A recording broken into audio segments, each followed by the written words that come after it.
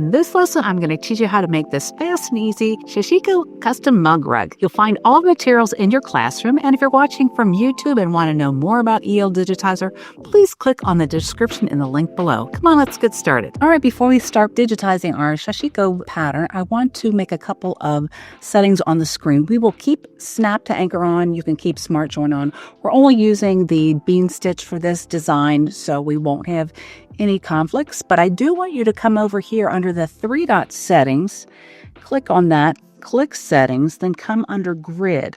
I want you to change the grid to 2 millimeters by 2 millimeters, and I also want you to change the grid to like a light green color and then just say close. Now your screen is a light green color, and you'll see why I wanted you to do this in just a minute. Now we'll load our backdrop. So come up to load backdrop and navigate to where you have the Sashiko pattern stored on the artwork and just say open. And we will then select it. We'll right click. We'll say properties. It should be set to 100 by 100. And I'm going to lower the opacity. And I'm going to keep this on screen so you can follow along, because you'll get into a rhythm and it will be quite easy to complete this pattern. But in the beginning, it looks a little daunting and confusing as to trying to figure out where you are going to begin. But by changing the grid to green, we will be able to place our points. So I want you to come over here to the brushes on the widget. I want you to select the bean stitch. I want you to select 3 millimeters. And I want you to also select the line tool. We're just going to be making straight lines with this design. And pick a thread color that you can see, something that's not red. So I'll just pick blue. Let me zoom in on the screen. And we're going to start right here in the corner. So I'm going to place a point here and place a point here. Place a point right here. Let me maybe increase this to 1 to 6 so you can see this even more. And it will become very rhythmic. We're not going to be creating 2 passes of thread because we're using the bean stitch today. So I'm going to come up to here, and it's like the halfway point on this grid. That's why I wanted you to change it to green so you can see it. It doesn't have to be precise because when it stitches, it will be close enough. But I'm going to come over here and just start placing my left clicks. I'm using a pen, but you can certainly, with this design, use your mouse. And you'll see that you'll get quite fast once you start picking up the rhythm of this design.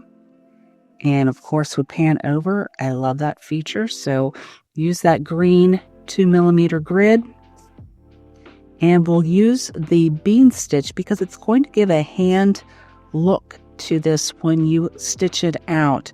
The patterns that you see online, the Sashiko, all are very geometric, but they are typically stitched by hand. But of course, with machine embroidery, it's great to mimic hand embroidered designs. So that's why I'm using this grid. Let me just turn the property box off so you can see. So now we've made it up here. So for this next row, we're just going to create this zigzag pattern. And again, you don't have to be exactly on the node, and it's okay if the nodes overlap. You are not going to create too much buildup in here, and this little center part is going to create a really pretty little star. So for this one, now that we're moving left to right, we're going to create this upward diamond again. So I'm right here. We'll go right on the little green grid, and that's why I had to change the color. And as you can see, it gets quite fast, and you're going to come around and we'll do this entire design, and then I'll show you how to add a couple of quick boxes to turn this into a mug rug. And I've found with a design this size, the 3 millimeter stitch length on the bean stitch with 3 passes of thread works really nicely. So we'll just keep moving our way around. You can actually turn off the artwork if you'd like. That makes it easier now that you see how the pattern's going. So we'll come up here, and then this will create that little zigzag effect.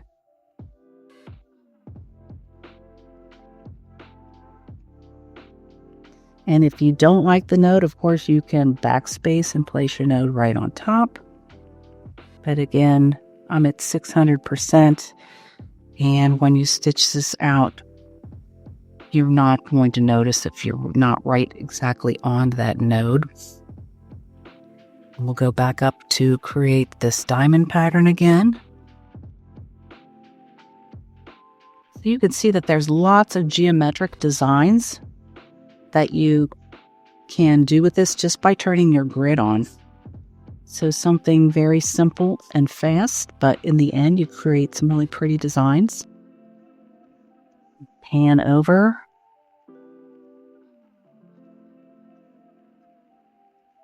Keep coming around. With the pen, it makes it super fast. But again, left click, and especially with that line tool for the widget.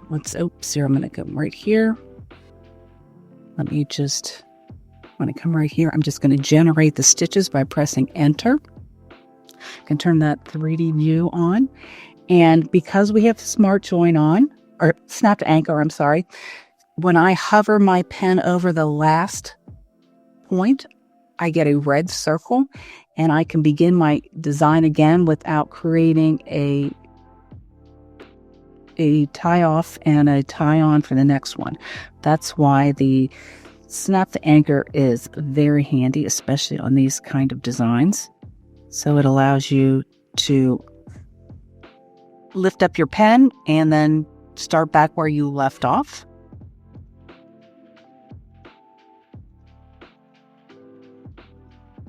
This would be cute, like on a little zipper bag design, if you want to do something like that. A lot of people will use denim when they hand stitch this out, so you can select denim or any fabric that you have in your stash.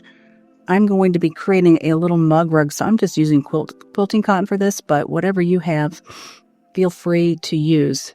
I also liked the frosted mat thread from Madeira. If you can get your hands on some of that, it has kind of a cotton type look to it. It is not cotton, but it has a hand look to it. So of course you can use like a 30 weight cotton embroidery thread for this too. It looks really pretty to give it that hand look. And you can see how fast we just keep progressing through this design.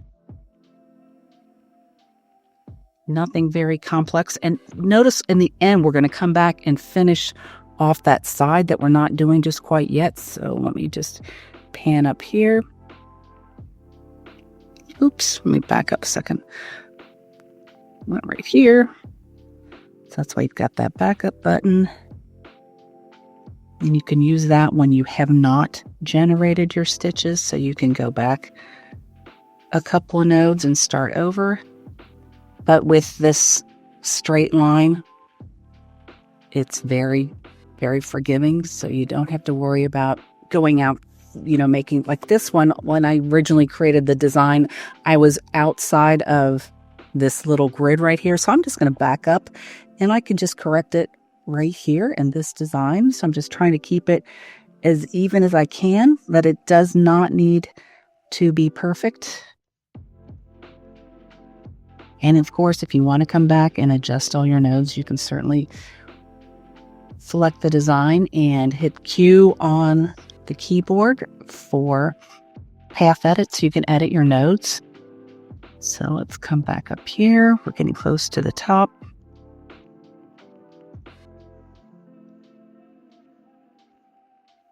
These make fast gifts too. So if you're looking for a gift for somebody, it's just a fast little design. It would make a really cute pincushion.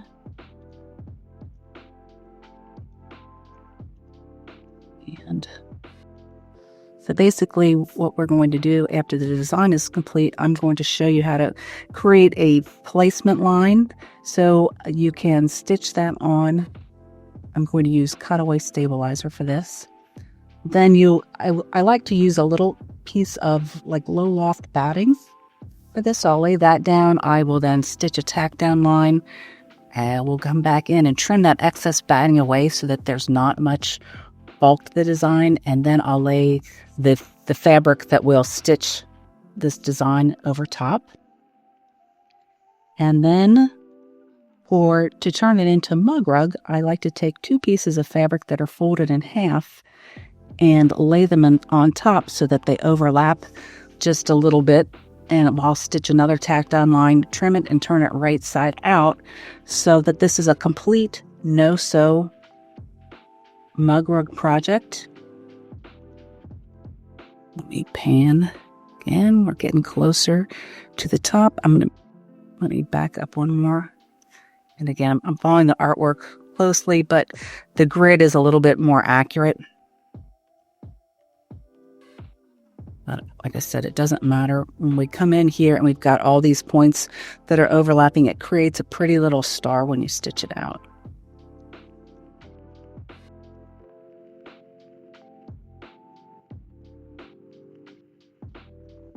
Now, a lot of people are brand new to in the hoop type designs, so this is definitely a easy one to kind of get you into the way that these types of designs are created, that you do all the sewing with your machine embroidery stitches, the way you digitize it, and you eliminate the need for any hand stitching.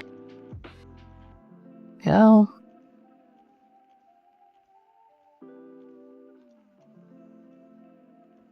And I think from a lot of you know that some of my posts I make, I really do love vintage embroidery designs. So I'm very interested in looking at different books. There's a lot of great websites. One's called archive.org, and there's a lot of vintage patterns that you can find online, especially embroidery designs. So I like to see how I can turn those into machine embroidery. And this one is almost at the top. And no need for right-clicking. No need to use any of the hotkeys for this design because I'm just using one stitch type.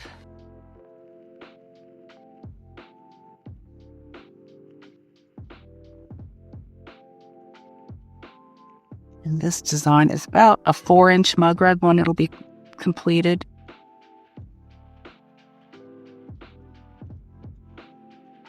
I think I'll generate my stitches when I get down to the end of this one real quick. Always get in the habit of generating your stitches and saving your work.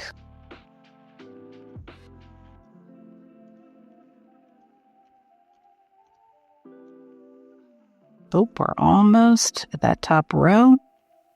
Put this right here because my artwork's just a little bit off on the drawing, so I just want to make sure that I'm keeping everything on that little grid line when I come up to the top. That way it keeps everything, oops, I didn't like that one.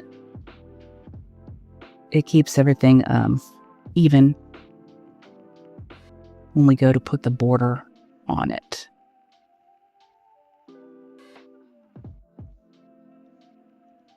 Working our way, last few stitches right here.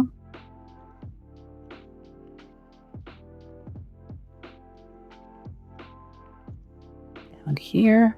And now we're going to finish off the design.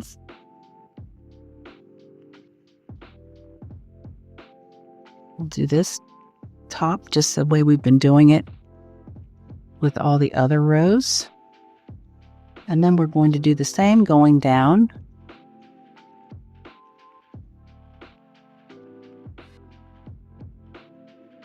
Right here.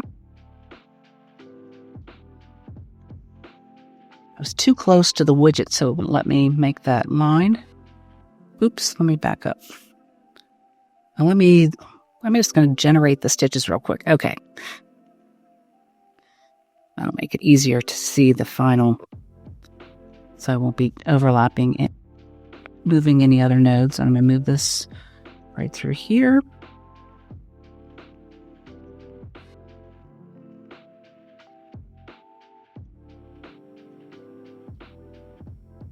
And I'm going to generate that. So let's put this out at 1:1. Let me just turn off my grid and let's give this a quick play on the slow redraw. Redraw this, and as you can see, it starts at the bottom. It works its way up. There will be no jumps or trims, and the bean stitch will give it a hand look to it. So now let's create the placement and tack down lines for the pieces we'll use in the mug rug. First, I want to make sure that our Sashiko pattern is perfectly centered on our screen. So I have it selected. I'm going to come up under here and say align center, and it ever so slightly nudged it so it would be on the 0, 0 line. Next, I want to deselect that, and I want to have you grab your artwork brush and the square. Select pink because we're going to use that as the placement line. And I want you just on the 0 mark line right here, just drag your square right across. And I'm going to select it, and I'm just going to make sure that it's a perfect square right here. And we can come in and resize it under the properties docker. Because it is artwork, there are no stitches assigned to it yet. So the only property that comes up for artwork would just be the size right here. So I'm going to change this to just 118 and say enter. And I'm going to also make sure that that is centered on my screen. So line center. I'm going to move this up the top. I'm going to first convert this to a run stitch. So that will be my placement line. I'm going to bump that up to the very top. Next, I want to select duplicate, and that will put a copy of that directly below this. So this will be the tack down line for the batting. Let's change that to purple. I need to duplicate that one more time. Oops, I did that twice, so let me just delete that one. So I'm going to duplicate this just one more time, and this will be the tack down line for the main fabric. And let's just put that as green, and those are all run stitches. Now we need the final tack down line for the backside of the mug rug. So I want you to copy and paste this last tack down line. So Control C, Control V, change that to purple because that'll be a tack down line. We're also changing this to a bean stitch right here. So it's reinforced, and we'll do a 3mm bean. Say okay, and I want to make this a little bit smaller so it stitches inside the prior stitching. That way that other stitching for the tack down lines will not show. So let's go under transform and change that to a 112, and that will sit it just inside, so when it stitches you will not see this other stitching line. Now we're ready to save our design. Navigate to where you want to save your JDX file, type your name in here, say save, and then you can then also navigate to where you want to save your machine file on your computer so you can stitch this out, and you'll also save it. So let me show you how we stitch this out, and it's very fast and easy. First, stitch the placement line directly onto your stabilizer. Next, lay your batting over the top and secure it in place with some tape. Then stitch the tack down line. Now carefully trim away any excess batting, cutting close to that stitching line. Place your front fabric on top, secure it with tape, and stitch both the tack down line and the beautiful Sashiko design. Finally, lay your back fabric on top, making sure to overlap the folds, tape it down securely, and stitch the final tack down line. Once your stitching is finished, go ahead and remove the project from your hoop. Next, take a pair of scissors and trim about a 1/4 inch around the edge of your stitching line. Don't forget, clip the corners diagonally to get rid of any extra bulk. Now turn your project right side out. Take a moment to press the seams nice and flat, and you're all set. Hope you have fun creating your own Sashiko mug rug, and I look forward to seeing your stitch outs in the inner circle. So I'll see you soon in another lesson. Inner Circle members, don't forget to download your lesson files below. Not a member yet? Join the Inner Circle and get access to exclusive bonuses, hands-on training, and everything you need to master embroidery digitizing. Click the link in the description to get started. Want to keep learning? Check out these tutorials next and take your embroidery skills even further.